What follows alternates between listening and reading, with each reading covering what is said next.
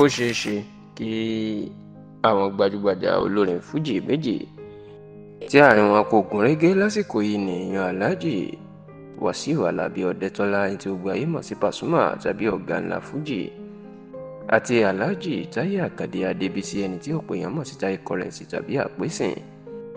Ó ṣeé ṣe kí àwọn méjèèjì kan fojú kanra wọn fún ìgbà àkọ́kọ́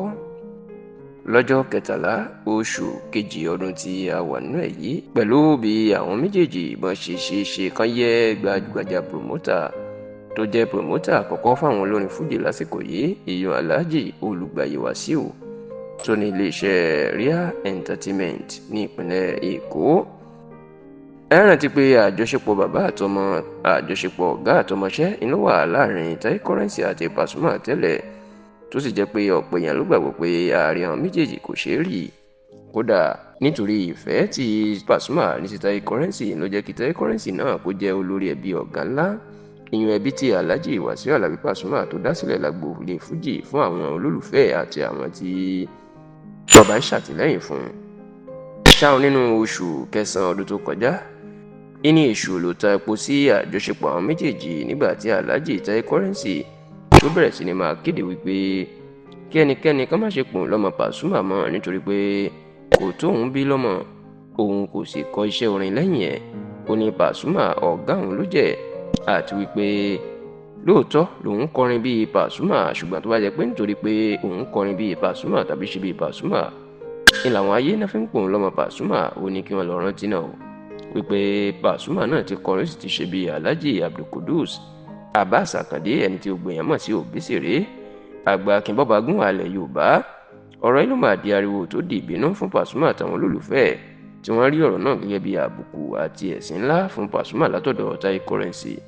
Látìgbà náà sì ni àárín Táyé Currency àti Pasuma ló ti dàrú, tó jẹ́ pé àwọn méjèèjì wọn àfojú kanra wọn látìgbà náà. Kódà ibi ayẹyẹ òkú ìyá Máyégún ilẹ̀ Yorùbá tó jẹ́ aṣáájú fáwọn méjèèjì níṣẹ́ fújì Alhaji Wasiu Ọmọgbọ́láhàn Ọlásùnkànmí Àyìndé Marshal ní Fowóṣẹ́ tí gbogbo èèyàn mọ̀ sí K1 The Ultimate tó wáyé lẹ́yìn oṣù kínní ọdún tó kọjá. Ìtọ́pọ̀ èèyàn rò pé àwọn méjèèjì yóò ti pàdé, níṣẹ́ làwọn méjèèjì náà tó fọgbọ́n sá fúnra wọn tí Pasuma tètè dé síbi ayẹyẹ náà tó sì tètè kúrò kí Táyé Currency tó dé. Ṣá o, ọjọ́ 13 oṣù kejì tí a wà yìí ló mà ṣeé ṣe kí àwọn méjèèjì kí wọ́n pàdé. A gbọ́ pé promota àwọn olórin fújì tó jẹ́ pé gbogbo àwọn olórin fújì ló ń ṣàgbéga àti ìgbélárugẹ fún lásìkò yìí, ìyún Alhaji Olùgbàyè Wasiu tó ní iléeṣẹ́ Ria Entertainment, òun ló fẹ́ ṣí ilé ìtura kan tí wọ́n ń pè ní Ria Lounge, ìyún ní agbègbè Abúlé Ẹ̀gbá ní ìpínlẹ̀ Èkó. Alhaji Wasiu Alabi Pasuma inú sì pé láti wá kọrin. Tẹlifíṣàn Yorùbá tó gbọ́ pé nítorí pé Olùgbàyè Wasiu gbogbo olórin fújì ló súnmọ́ ló ń ṣègbélárugẹ fún, kódà tó jẹ́ pé Táyé Currency náà ti wá kọrin fún un. A gbọ́ pé ó ti pè Táyé Currency náà pé kán wá yẹ òun sí lọ́jọ́ tó fẹ́ ṣí ilé ìtura ẹ̀, ṣùgbọ́n tẹlifíṣàn Yorùbá tó tí ì lè fìdí ẹ̀ múlẹ̀ bóyá Táyé Currency yóò wá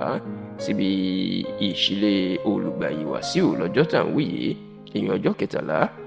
oṣù kejì ọdún tí a wà yìí. Ṣùgbọ́n tá a gbọ́ pé wọ́n ti pè Táyé Currency náà síbẹ̀, bẹ́ẹ̀ ni Pasuma wọ́n ti pè òun tó jẹ́ olórin síbẹ̀. Tọ́pọ̀ àwọn olólùfẹ́ àwọn méjèèjì tó sì ń retí pé